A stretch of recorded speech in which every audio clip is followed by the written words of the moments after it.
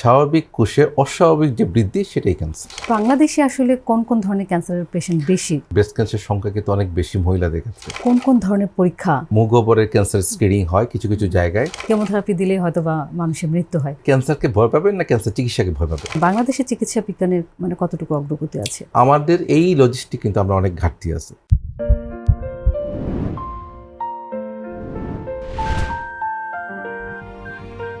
Cancer একটি শব্দ যা শুনলেই আমাদের মনে ভয় আর দুশ্চিন্তা কাজ করে।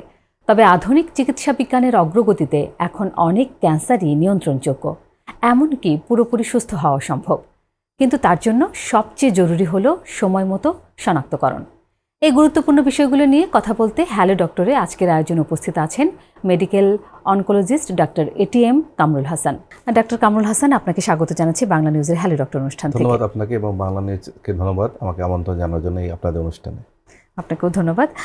ডাক্তার কামরুল হাসান, শুরুতে একটু জানতে চাই যে ক্যান্সার আসলে কিভাবে শুরু হয়? ক্যান্সার আসলে অনেকগুলো কারণে ধাপে ধাপে হয়। আমাদের স্বাভাবিক যে কোষটা থাকে সেটা অস্বাভাবিক যে বৃদ্ধি সেটাই ক্যান্সার। আমাদের শরীরে যে কোষটা আছে প্রতিনিয়তই তৈরি হচ্ছে, নতুন করে তৈরি হচ্ছে, আবার পুরাতনগুলা মৃত্যু ঘটছে।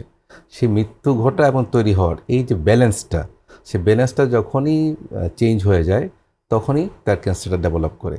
কারণ কিছুটা শারীরিক যে ফিজিওলজিক্যাল কিছু মেকানিজম আছে যার কারণে একটা কোষের নির্দিষ্ট সময় পরে সে ধ্বংসপ্রাপ্ত হয়, তখন নতুন করে আবার কোষ তৈরি হয়। যখন ওই নতুন কোষটা অস্বাভাবিকভাবে বৃদ্ধি পায় সেটাই আসলে ক্যান্সার তৈরি করে। আরও কিছু জেনেটিক কিছু মিউটেশন আছে, কারণ আমাদের বেসিক্যালি এখনকার আধুনিক ক্যান্সারের যেসব গবেষণা দেখা গিয়েছে যে বেশিরভাগ ক্যান্সার হলো জিনগত মিউটেশন বা পরিবর্তন হয়ে যায় ভিতরে, যে আমাদের কোষের যে কাঠামোগত পরিবর্তন হয়ে থাকে সেটার কারণে কিন্তু ক্যান্সার হয়ে থাকে বেশিরভাগ ক্ষেত্রে। যে স্বাভাবিক কোষের অস্বাভাবিক যে বৃদ্ধি সেটাই ক্যান্সার। তাহলে ক্যান্সারের হওয়ার আসলে মূল কারণ কি? অনেকগুলো কারণ আছে আসলে। কিছু আছে আমাদের প্রাকৃতিগত কারণ, কিছু আছে আমাদের ব্যক্তিগত অভ্যাসের কারণ, কিছু আছে বংশগত, কিছু আছে জিনগত। তো যদি আমরা ধাপে ধাপে বলি, তো প্রাকৃতিগত কারণ হলো আমাদের যে এনভায়রনমেন্টের অনেক পরিবেশগত অনেক কিছু, যেমন আমাদের পরিবেশে বা বাতাসে সীসা আছে, ধুলোবালি আছে, সিলিকন আছে, এগুলো কিন্তু কার্সিনোজেনিক বা ক্যান্সার তৈরি করে। অভ্যাসগত যদি বলি, সিগারেট স্মোকিং, ধূমপান একটা বিশাল একটা কারণ ক্যান্সারে।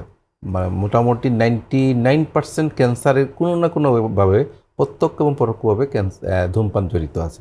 সেটা তামাক বলবো আমরা, ধূমপান ঠিক না, সেটা ধূমপান সহ মানে তামাক জাতীয় দ্রব্য এবং ধূমপান সিগারেট দুটি কিন্তু ক্যান্সারের সাথে জড়িত আছে। এরপরে যেটা আমরা বলবো যে জিনগত কিছু পরিবর্তন। আমি আগেই বললাম যে ক্যান্সার তৈরির জন্য আমাদের শরীরে যে জেনেটিক একেবারে মাইক্রো যে মেকানিজম আমাদের, সেখানে কিছু পরিবর্তন হয়, মিউটেশন বলি আমরা, সেটা কারণে হতে পারে। আবার বংশগত কারণে কারো যদি বাবা মা যদি তার ক্যান্সারের বাহক হয় তাহলে তার কিন্তু সন্তানের ক্যান্সার হওয়ার সুযোগ থাকে। তো এগুলো অনেকগুলো কারণে ক্যান্সার হয়ে থাকে। বাংলাদেশের প্রেক্ষাপটে কোন ধরনের ক্যান্সার বেশি হয়? আসলে সবচেয়ে দুর্ভাগ্যজনক যেটা বলবো, বাংলাদেশে আসলে ক্যান্সার রেজিস্ট্রি বা স্ট্যাটিস্টিক্স নাই। আমরা যেটা বলি জাস্ট বিভিন্ন ইন্টারন্যাশনাল জার্নাল বা WHO কিছু তথ্যপত্র নিয়ে আমরা আসলে কথা বলি। এটা আসলে আমাদের ক্যান্সার নিয়ে আমাদের সব মহলেরই একটা নেগলিজেন্সি বলি বা উদাসীনতা বলি, যে আমরা ক্যান্সার হ্যাজ নো আনসার। একসময় আমরাও শুনে আসছি ক্যান্সার নিয়ে আসলে ক্যান্সারের কোনো চিকিৎসা নেই, এত ক্যান্সার নিয়ে আমাদের মাথা ঘামানোর দরকার নেই, যে ক্যান্সার রোগী আলটিমেটলি মৃত্যুবরণ করবে, যারা বেঁচে আছে তাদের নিয়ে আমরা কাজ করি। যার ফলে আমরা কার্ডিওলজি বা হৃদরোগ, কিডনি বা অন্যান্য রোগে যেরকম ডেভেলপ হয়েছে, ক্যান্সার চিকিৎসা কিন্তু ওই রকমভাবে খুব আলোকপাত হয় নাই। বিগত কয়েক বছরে আমরা ক্যান্সার নিয়ে অনেক বলা যায় আলোচনা, কথাবার্তা, অনেক উপর মহলে অনেক কিছু হওয়ার পর আমরা ক্যান্সার নিয়ে এখন কিছুটা ফোকাস হচ্ছি। গ্লোবোকন যেটা আমাদের বলেছে যে বাংলাদেশে এখন মোর দেন 15 লক্ষের মতো ক্যান্সার রোগী আছে, তবে প্রতি বছর 1.5 লক্ষ নতুন ক্যান্সার রোগী অ্যাড হচ্ছে এবং প্রতি বছর প্রায় 1,20,000 ক্যান্সার রোগী মারা যাচ্ছে। তো আসলে আমাদের প্র্যাকটিক্যাল যে আমরা এক্সপিরিয়েন্স বা আমরা দেখি, আমি ন্যাশনাল ক্যান্সার ইনস্টিটিউট মহাখালীতে আছি, আসলে এটার আমার কাছে মনে হয় এটা উপাত্তটা আরও বেশি হবে, কারণ আমরা এত পরিমাণ রোগী দেখি প্রতিদিন এবং এত পরিমাণ ক্যান্সার রোগী নতুন করে ক্যান্সার অ্যাড হচ্ছে, ক্যান্সার আমাদের কাছ থেকে আমরা অনেক স্বজনহারা হচ্ছি ক্যান্সার রোগী। তো আসলে এটা উপাত্ত অনেক বেশি হবে। তো আমাদের আসলে সঠিক উপাত্ত না জানা থাকলে ক্যান্সার নিয়ে আমাদের আসলে খুব ভালো প্ল্যান করা সম্ভব না। এই জন্য আমাদের প্রথম দরকার আছে ক্যান্সার রেজিস্ট্রি, যে আমাদের কতগুলো ক্যান্সার রোগী আছে এবং কোন ক্যান্সার কী পরিমাণ আছে, তারপরে যদি আমরা পরবর্তী আমাদের পদক্ষেপ নিতে পারবো। তো আমাদের যদি মোটা দাগে আমরা বলি যে ইন্টারন্যাশনাল যেসব রিসার্চে আমরা দেখা গেছে প্রায় আমাদের দেশে মোট 15 লক্ষর উপরে ক্যান্সার রোগী আছে। বাংলাদেশে আসলে কোন কোন ধরনের ক্যান্সারের পেশেন্ট বেশি? বাংলাদেশে যদি আমি পুরুষ মহিলা আলাদাভাবে বলি, পুরুষদের জন্য ফুসফুসের ক্যান্সার অনেক বেশি হয়, তারপরে খাদ্যনালীর ক্যান্সার, কোলন ক্যান্সার যেটা আমরা বলি, মুখগহ্বরের ক্যান্সার, তারপরে হলো পাকস্থলী ক্যান্সার, এগুলো অনেক বেশি। মহিলাদের জন্য একসময় জরায়ুমুখী ক্যান্সার অনেক বেশি ছিল, কিন্তু বিগত কয়েক বছরে জরায়ুমুখী ক্যান্সার স্ক্রিনিং প্রোগ্রামটা চালু হওয়ার পরে আমাদের জরায়ুমুখী ক্যান্সার এখন কিন্তু পার্সেন্টেজ অনেক কমে আসছে। সেই ক্ষেত্রে রিপ্লেস বাই ব্রেস্ট ক্যান্সার। তো আমরা যদি বললাম আমরা অ্যাকুরেট জানি না, তো ব্রেস্ট ক্যান্সার সংখ্যা কিন্তু অনেক বেশি মহিলাদের ক্ষেত্রে। এছাড়া মহিলাদের মুখগহ্বরের ক্যান্সার, যেহেতু আমাদের অনেক মা খালারা বা বোনরা পান সুপারি জর্দা অনেক খায়, মুখগহ্বরের ক্যান্সার অনেক পেয়ে থাকি। পাকস্থলী ক্যান্সার, খাদ্যনালী ক্যান্সার, ইভেন মহিলাদের ফুসফুস ক্যান্সার আমরা পাচ্ছি। যদিও ফুসফুস ক্যান্সার পুরুষদের বেশি প্রিডমিনেন্ট, কিন্তু ইন্টারন্যাশনালি যে মহিলাদের ফুসফুস ক্যান্সার পার্সেন্টেজ প্রায় নিয়ার অ্যাবাউট 7% যত ফুসফুস ক্যান্সার আছে, আমাদের দেশে কিন্তু একই সিনারিও। আমাদের দেশে মহিলাও কিন্তু ফুসফুস ক্যান্সার আক্রান্ত হচ্ছে। তবে ফুসফুস ক্যান্সার পুরুষ মহিলা দুইজনের ক্ষেত্রে হচ্ছে। সেক্ষেত্রে ক্যান্সার নিশ্চিত করতে মানে কোন কোন ধরনের পরীক্ষা বা স্ক্রিনিং রয়েছে? হ্যাঁ, যদি আমরা এখানে আসলে অনেকগুলা ধাপে বলবো। আমরা যদি একটা স্ক্রিনিং, একটা আমাদের রোগীদের রোগ আগে নির্ণয় করার জন্য আমাদের একটা প্রক্রিয়া, আর রোগ হওয়ার পরে একটা প্রক্রিয়া। তো আমাদের দেশে বর্তমানে চালু আছে জরায়ুমুখী ক্যান্সার স্ক্রিনিং, মুখগহ্বরের ক্যান্সার স্ক্রিনিং হয় কিছু কিছু জায়গায়। রিসেন্টলি আমরা ব্রেস্ট ক্যান্সার স্ক্রিনিং শুরু করেছি গত 2 বছর থেকে। এছাড়া হেপাটাইটিস বির কারণে আমাদের লিভার ক্যান্সার হয়, তাদের একটা স্ক্রিনিং প্রোগ্রাম আসলে অফিসিয়ালি না, আনঅফিসিয়াল অনেক জায়গায় চালু আছে। তো এগুলো আসলে জরায়ুমুখী ক্যান্সার ক্ষেত্রে সফলতা আমরা অনেক পেয়েছি, কারণ জরায়ুমুখী ক্যান্সার আসলে 100% কিউরেবল বা একেবারে সম্পূর্ণ নিরাময়যোগ্য। যদি ইনিশিয়ালি যদি কোনো রোগী ধরা পড়ে, তাহলে 100% জরায়ুমুখী ক্যান্সার সুস্থ হয়ে যাবে। ব্রেস্ট ক্যান্সার কিন্তু সেম, ইন্টারন্যাশনাল কিন্তু ওয়েস্টার্ন কান্ট্রিতে কিন্তু ব্রেস্ট ক্যান্সার এখন রোগী আসলে মারাই যায় না, ওদের 0%, 0 to 1% ওদের মৃত্যু হয়। আমাদের দেশে ব্রেস্ট ক্যান্সারের মৃত্যু প্রায় 90% যদি অ্যাডভান্স স্টেজে, কারণ আমাদের দুর্ভাগ্যজনকভাবে আমাদের দেশে বেশিরভাগ ক্যান্সার রোগী কিন্তু অ্যাডভান্স স্টেজে আসে। তো অ্যাডভান্স স্টেজে আসলে ওই সময়টাতে আসলে অ্যাকচুয়াল যে ট্রিটমেন্ট সেটা আমরা দিতে পারি না। তো যার ফলে এইটার স্ক্রিনিংটা খুবই জরুরি। প্রত্যেকটা ক্ষেত্রে আমাদের স্ক্রিনিংটি জরুরি, কারণ আমাদের মা বোনেরা আসলে শরীরে অনেক কিছু বলে, কিন্তু নিজেদের শারীরিক যে পরিবর্তন বা তার যে কোনো অসুবিধা সেটা কিন্তু শেয়ার করে না। যখন শেয়ার করে আসলে অনেক কিছু করার থাকে না।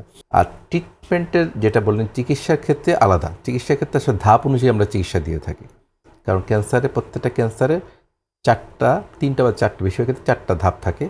তো সেই ধাপের উপর নির্ভর করে আমরা চিকিৎসাটা করতে পারি। যদি আমরা আর্লি আসে স্টেজ 1, 2, সেক্ষেত্রে চিকিৎসা একরকম, সেটা আমরা ধর কিউরেটিভ মানে একেবারে নির্মূল করার জন্যই আমরা চিকিৎসা দেব। 3 নম্বর বা 4 নম্বর ধাপের ক্ষেত্রে আমরা একটু অস্বস্তিতে পড়ি, কারণ হলো রোগীর অ্যাডভান্স স্টেজে চলে আসে।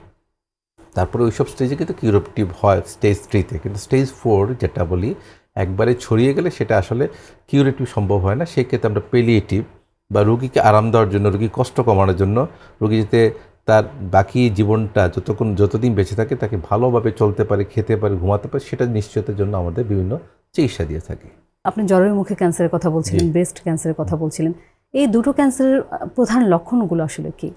যদি জরায়ুমুখী ক্যান্সারের কথা বলি, প্রথম লক্ষণ হলো যে তার মাসিকের রাস্তায় রক্তক্ষরণ, অস্বাভাবিক রক্তক্ষরণ, মাসিকের সময় ছাড়া অন্য সময় রক্তক্ষরণ, এবং স্বামী সহবাসের সময় তার রক্তক্ষরণ, এবং ব্যথা, তলপেটে ব্যথা থাকবে, অস্বাভাবিক তার মাসিকের রাস্তায় অস্বাভাবিক কোনো ডিসচার্জ বা পানি ভাঙতে পারে অথবা গন্ধ থাকতে পারে, সেটা হলো মাসিকের রাস্তা জরায়ুমুখী ক্যান্সারের লক্ষণ।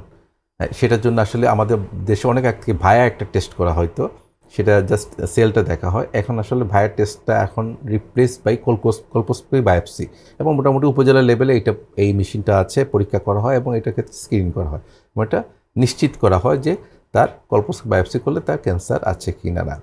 এবং ইদানিং কিন্তু আপনি হয়তো জানেন যে জরায়ুমুখী ক্যান্সার জন্য টিকাও দেওয়া হচ্ছে, HPV টিকা, হিউম্যান প্যাপিলোমা ভাইরাস, যেটা প্রধান কারণ জরায়ুমুখী ক্যান্সারের জন্য। সেটার জন্য কিন্তু সরকারিভাবে সব জায়গায় মেয়েদেরকে 9 থেকে 13 বছরের মেয়েদের যারা অবিবাহিত তাদেরকে ভ্যাকসিন দেওয়ার প্রক্রিয়া চালু হয়েছে বিনামূল্যে সরকারি ক্ষেত্রে। তো এটা হয়তো ব্যাপকভাবে আরও কয়েকদিন পর আরও বাড়ানো হলে হয়তো আমরা আমাদের এটা ফলটা হয়তো আমরা সঙ্গে সঙ্গে পাবো না, হয়তো 8 থেকে 10 বছর পরে আমরা সেটার আরও ব্যাপকভাবে পাবো। লক্ষণ হলো ব্রেস্টের হলো অস্বাভাবিক চাকা থাকবে, ব্যথাবিহীন চাকা।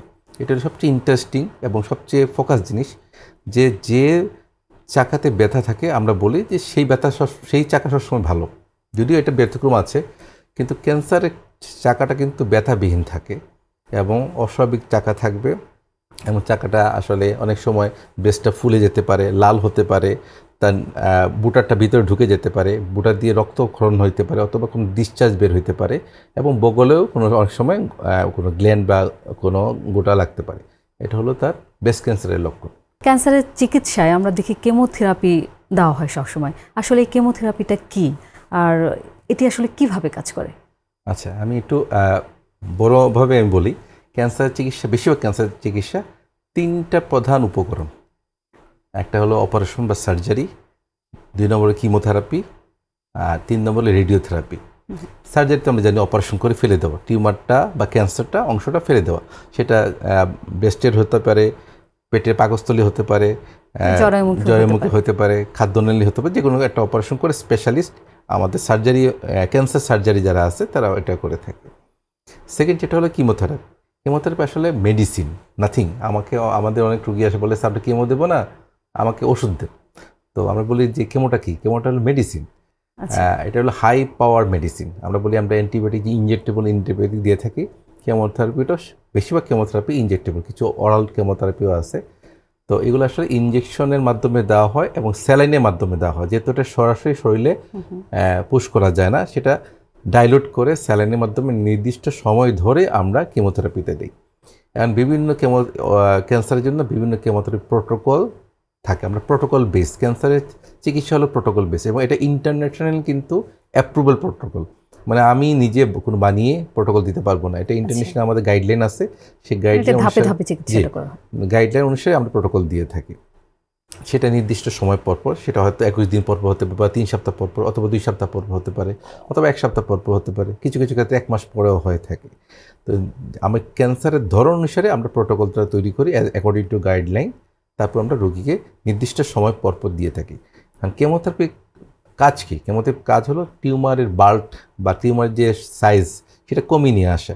টিউমার যে তার দ্রুত তৈরি হয়, টিউমার সেটা খুব দ্রুত তৈরি হয়, সেটাকে দ্রুততা কমিয়ে দেওয়া, তার যে শক্তি পাচ্ছে, নিউট্রিশন পাচ্ছে সেটা কমিয়ে দেওয়া, তাকে যে বংশ বিস্তার করছে সেটা কাট অফ করে দেওয়া। তো এটা যে যখনই করবে তখনই ক্যান্সার কিন্তু প্রতিনিয়ত তার পুষ্টি দরকার, প্রতিনিয়ত তার মিউটেশন, মানে তার বংশবৃদ্ধি দরকার। সেটা যখন বাধাগ্রস্ত হয় অটোমেটিক কিন্তু ক্যান্সার সেলটা ধ্বংসপ্রাপ্ত হয়ে থাকে। তার পরবর্তীতে আমরা কিছু কিছু ক্ষেত্রে বা অনেক ক্ষেত্রে আমরা রেডিওথেরাপি দিই। রেডিওথেরাপি হলো একটা শক্তিশালী এক্সরে মেশিন দিয়ে টিউমারের বা ক্যান্সারের যে জায়গা আছে সেখানে ফোকাস করে, লেজারের মতো কি আমরা বুকে এক্সরে যেটা করি, আমরা হাত পা ভেঙে গেলে বা কাশি হলে এক্সরে করি, এটা হলো x-ray machine, deep x-ray machine বলি আমরা। নর্মালি এক্সরেতে সাধারণত 100 বা 200 তার পাওয়ার থাকে, এগুলাতে 1000 বা এগুলাতে কিছু কিছু ক্ষেত্রে আবার কিছু আইসোটোপ ইউজ করা হয়, সেগুলো একেবারে মানে লেজার ঠিক না, এটা নন ভিজিবল জিনিস, সেটা শুধু ফোকাস করে ক্যান্সারের জায়গাতে ফোকাস করা, যাতে ওই যে যদি কোনো রেসিডুয়াল থাকে তো ক্যান্সার থেকে থাকে ভিতরে আমার কেমোথেরাপি পর, সার্জারি পর, যাতে আবার ওইখান থেকে নতুন করে তৈরি না হয়, জাস্ট ওই জায়গাটা বার্ন করে দেওয়া বা ওকে ধ্বংসপ্রাপ্ত করা, ফিল্ডটা ধ্বংসপ্রাপ্ত করে দেওয়া।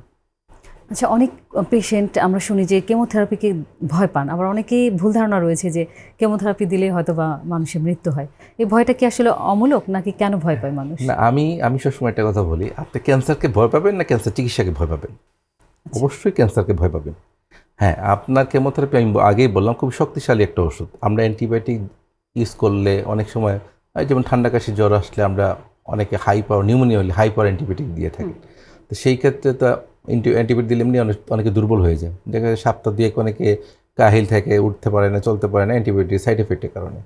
ক্যান্সার বা কেমোথেরাপি ওষুধটা হলো অ্যান্টিবায়োটিক চেয়ে কয়েক গুণ বেশি শক্তিশালী, কারণ তার তো আমার নিউমোনিয়া হলে শুধু জীবাণুকে মারছে, আর কেমোথেরাপিটা হলো আমার শরীরের ভিতরে যে গুপ্ত ঘাতক আছে তাকে খুঁজে বের করে মারছে, তাহলে তাকে আর বেশি শক্তিশালী হতে হবে। তো সেই ক্ষেত্রে আমার শারীরিক দুর্বলতার কারণ হলো যখন সে গুপ্ত ঘাতককে মারে তখন সে আশেপাশে কিছু ভালো লোককেও মারে, মানে ভালো কিছু সেলকে ধ্বংস করে, যার ফলে শারীরিক কিছু আমাদের ক্ষয় হয়। যেমন অনেকে কেমোথেরাপি পরে মুখে একটু ঘা হয়, চুল পড়ে যায়, চামড়া একটু খসখসে হয়ে যায়, খাওয়ার রুচি কমে যায়। কারণ কেমোথেরাপি সাধারণত বলি আমরা যে ক্যান্সার একটা গুণ হলো খুব দ্রুত বাড়ে, খুব দ্রুত বাড়ে এবং বৃদ্ধি হয়। বংশবৃদ্ধি তো কেমোথেরাপি আমার মেইন টার্গেট হলো দ্রুত বর্ধনশীল যেগুলো আছে টিস্যু তাকে আমাকে ধ্বংস করতে হবে।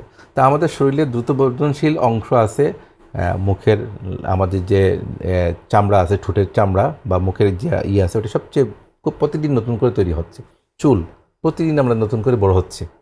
হ্যাঁ, তো এই সব স্কিন আমার প্রতিদিন শেড হচ্ছে, নতুন তৈরি হচ্ছে, এইসব উপরে কিছুটা পার্শ্ব প্রতিক্রিয়া দেখা দেয়, যার ফলে ওই যে মুখে ঘা হয়, খাওয়ার রুচি কমে যায়, চুল পড়ে যায়, এগুলা হয়। কিন্তু এটা হলো সবগুলো টেম্পোরারি। যখনই আপনার কেমোথেরাপি শেষ হয়ে যাবে, তার কোর্স হবে, এটা সব রিভার্স হয়ে যাবে, আবার আগের মতো চলে আসবে। কারো চুল পড়ে যেতে পারে, তার জন্য তার কেমোথেরাপি কোর্স শেষ হয়ে যাবে, তাহলে কিন্তু তার নতুন করে আবার চুল উঠবে। এবং অনেকে বলি যে আগের তুলনায় আরও ভালো কোয়ালিটির চুল উঠবে। আমরা এমনও দেখেছি যার মাথায় চুল ছিল না, টাক ছিল, সে কেমোথেরাপি পরে নতুন করে চুল উঠেছে তার মাথায়। তো এরকম হয়। তো আসলে কেমোথেরাপি নিয়ে মানুষের একটা মিথ বা ভুল ধারণা আছে যে কেমোথেরাপি দিলে মনে হয় আরও খারাপ হয়ে যাবে, মৃত্যু হয়ে যাবে। হ্যাঁ, কিছুটা সাইড এফেক্ট যেটা বললাম যে দুর্বলতা ও খাওয়ার রুচি কমে যাওয়া, এটা 3 থেকে 7 দিন একটু থাকে, এরপর আস্তে আস্তে রোগীটা রিকভারি করে। বয়স অনুযায়ী অনেকেই কিন্তু স্ক্রিনিং করাতে চান, কিন্তু আসলে অনেকেই জানেন না কোন কোন পরীক্ষা তারা করাবে বা কোন কোন বয়সে কোন কোন স্ক্রিনিংটা করতে হয়। আসলে আমরা বলি যে ক্যান্সার যে বাচ্চাটা শিশুরা আজকে জন্মগ্রহণ করলো তার থেকে শুরু করে যে আজকে মারা যাবে, তার যে কোনো হতে পারে এবং যে কোনো অঙ্গে হতে পারে, আমাদের শরীরে যে কোনো অঙ্গে ক্যান্সার হতে পারে। এখন স্ক্রিনিং সবারকে করা দরকার নেই।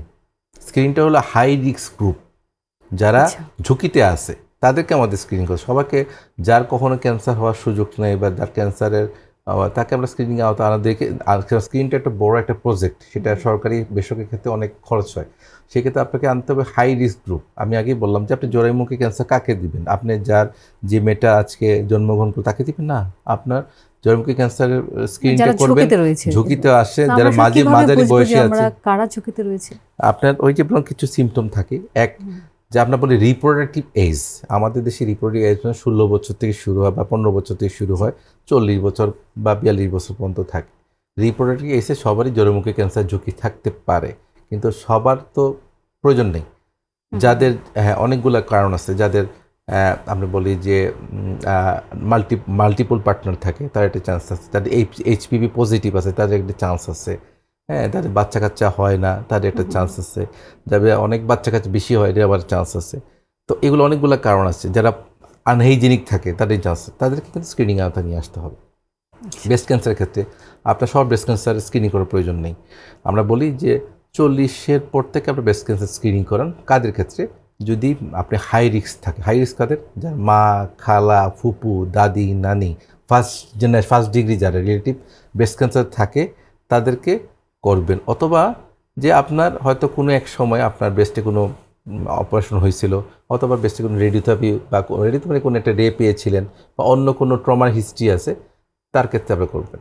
অথবা জেনেটিক কোনো কারণে তার ক্ষেত্রে আগে করবেন।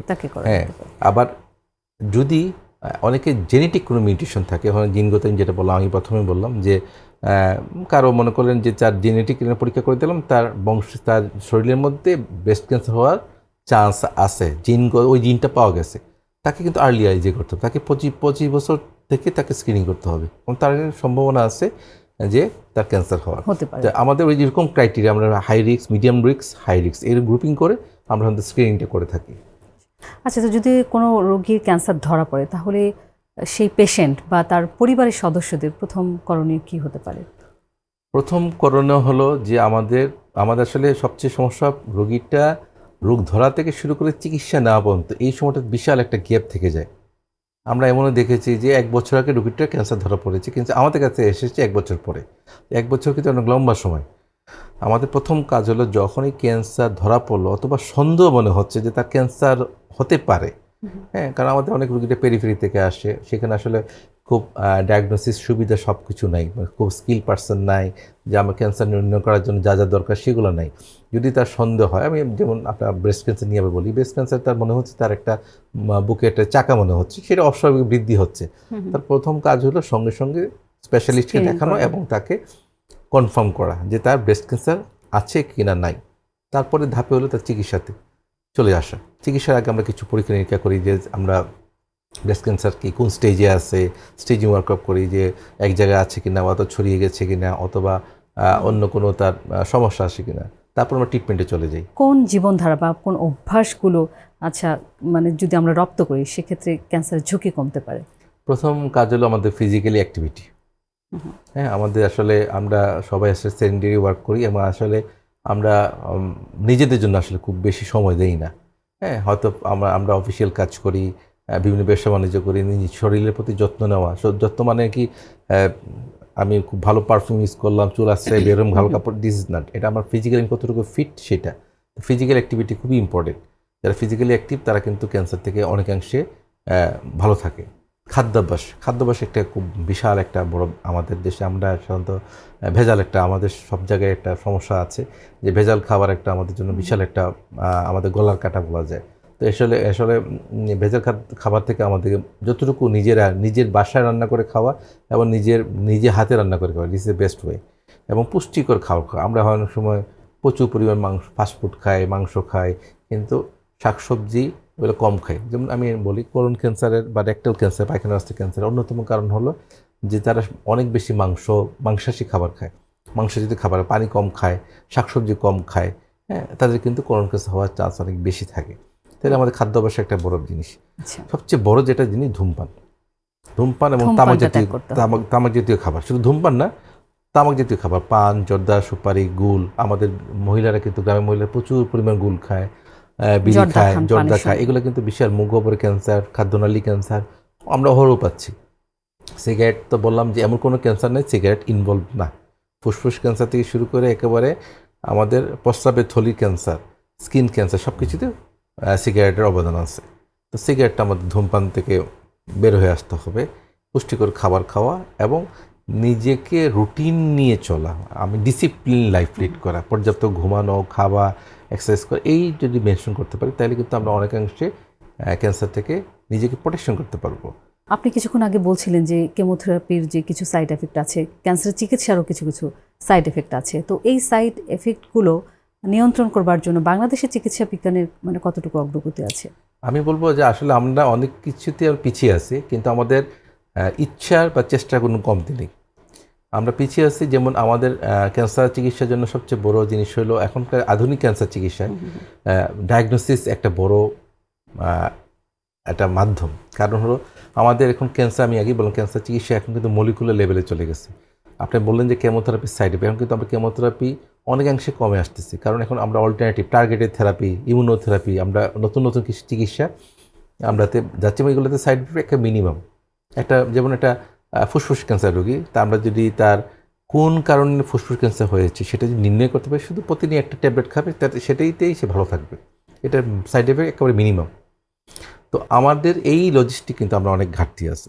আমাদের ডায়াগনোসিস যেমন আমাদের সব জায়গায় কিন্তু পেট সিটি মেশিন হলো খুবই ইম্পর্টেন্ট ক্যান্সার চিকিৎসার জন্য, এবং ক্যান্সার যে চিকিৎসা করবো রোগী কতটুকু ভালো হয়েছে সেটার জন্য পেট সিটি মেশিন খুবই দরকার। কিন্তু আমাদের সারা বাংলাদেশে সরকারিভাবে মানে 4-5টা মেশিন আছে, প্রাইভেটই কয়েকটা আছে, কিন্তু এটা আরও বেশি দরকার।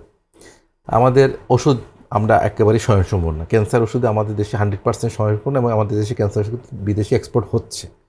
কিন্তু আমাদের যে আদার্স লজিস্টিক, যেমন আমি মেডিকেল অনকোলজিস্ট, আমাদের সারা বাংলাদেশে এখন প্রায় 80 থেকে 85 জন মেডিকেল অনকোলজিস্ট আছে, স্টুডেন্ট সহ। তো এটা আমাদের সংখ্যা আরও বাড়াতে হবে। সারা দেশে ক্যান্সার বিশেষজ্ঞ তৈরি করতে হবে। ক্যান্সার বিশেষজ্ঞ তৈরি করতে হলে আমাদের যেগুলো হাসপাতাল আছে ওখানে আমার ক্যান্সার বিশেষজ্ঞ তৈরি করতে হবে। যেমন ক্যান্সারের আজও মেডিকেল অনকোলজি, আমি একটা টেবিল চেয়ার নিয়ে আমি কিন্তু রোগী দেখে অনেক ক্ষেত্রে রোগী চিকিৎসা দিতে পারি। রোগীর স্ক্রিনিং, রোগীর ডায়াগনোসিস, রোগীর প্রাইমারি ট্রিটমেন্ট থেকে শুরু করে মেইন ট্রিটমেন্ট আমি শুরু করে দিতে পারি। শুধু আমাকে এটা যদি একটা পোস্ট দেওয়া হয়, পেরিফেরিতে 64টা জেলাতে, এবং আমি ওই রুগীকে পেরিফেরিতে আমি চিকিৎসা দিতে পারি। বান্দরবনের রুগী কষ্ট করে ঢাকা শহরে চিকিৎসা নেওয়ার দরকার নেই, রংপুরের রোগী রংপুরে চিকিৎসা পাবে। এই যে ডিসেন্ট্রালাইজেশন, সেটা আমাদেরকে উদ্যোগ নিতে হবে। আরেকটা জিনিস যে আমাদের আমাদের কলিগরা আছে, যে রেডিওথেরাপি, যে খুবই ইম্পর্টেন্ট একটা পার্ট ক্যান্সার চিকিৎসার ক্ষেত্রে। হ্যাঁ, তো সেইটা কিন্তু খুব অপ্রতুল। সারা বাংলাদেশে মাত্র সরকারিভাবে 2টা রেডিওথেরাপি মেশিন আছে, বাইরে কয়েকটা আছে, কিন্তু বাইরে খুবই এক্সপেন্সিভ, সব রোগী নিতে পারে না। যার ফলে সময় মতো যদি রেডিওথেরাপি নিতে না পারে, ক্যান্সার কিন্তু ফিরত আসার চান্স থাকে। যেমন জরায়ুমুখী ক্যান্সারের কথা বললেন, জরায়ুমুখী ক্যান্সার ক্ষেত্রে রেডিওথেরাপির ভূমিকা খুবই বেশি, কারণ প্রাথমিকভাবে জরায়ুমুখী ক্যান্সার কিন্তু শুধু রেডিওথেরাপি দিয়েই কিন্তু ক্যান্সারটা ভালো হতে পারে। কিন্তু সারা বাংলাদেশে কটা মেশিন আছে, এই রোগীগুলো ঢাকায় আসতে হয়, আমার ক্যান্সার হাসপাতালে আসতে হয়, ঢাকা মেডিকেল আসতে হয়, সেখানে দীর্ঘদিন বসে থাকতে হয়, এবং অনেকে সিরিয়াল পায় না, কারণ মেশিন কম, অপ্রতুল মেশিন, সেখানে সব রোগীকে দেওয়া সম্ভব না। যার ফলে রোগীটা হয়তো স্টেজ 2তে আসছিল, সে ক্যান্সারের চিকিৎসার জন্য ওয়েট করতে করতে স্টেজ 3 অথবা 4-এ চলে যায়। সাম্প্রতিককালে আইসিডিডিআরবি এবং বারডেম সীমিত আকার কিছু কাজ শুরু করেছে, কিন্তু রোগীর জন্য আসলে অনেক বেশি খরচ, একটা পরীক্ষা করতে অনেক খরচ, সেটা রোগীটা পকেট থেকে পারে না। সেটা যদি সরকারি হাসপাতালগুলোতে চালু করা যায়, কম খরচে করা যায়, তাহলে কিন্তু আমাদের ট্রিটমেন্ট কষ্ট কমবে, রোগীর এবং রোগীরা সহজেই কিন্তু তারা সহজে নিতে চিকিৎসাটা পাবে।